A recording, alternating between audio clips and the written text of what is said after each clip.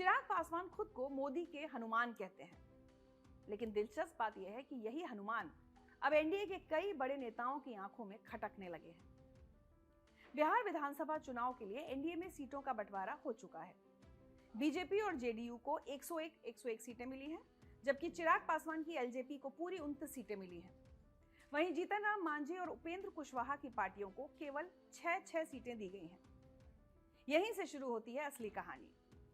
चिराग की बढ़ती मांग को लेकर एनडीए में तल्खी बढ़ गई है। बीजेपी के शीर्ष नेता धर्मेंद्र प्रधान, विनोद तावड़े और मंगल पांडे चिराग के घर दरबार लगाने पहुंचे।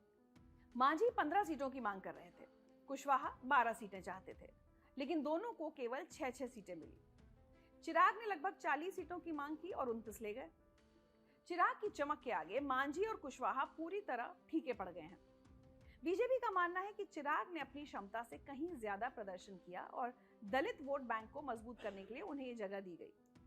2024 लोकसभा में चिराग की 100% स्ट्राइक रेट ने उनकी साख बढ़ाई थी, लेकिन असली पेंच कहीं और फंसा है।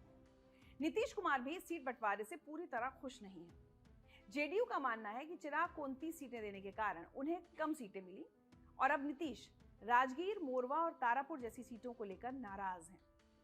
चिराग जिन 29 सीटों पर चुनाव लड़ना चाहते हैं, उनमें से कई सीटों पर बीजेपी और जेडीयू का पहले से कब्जा है।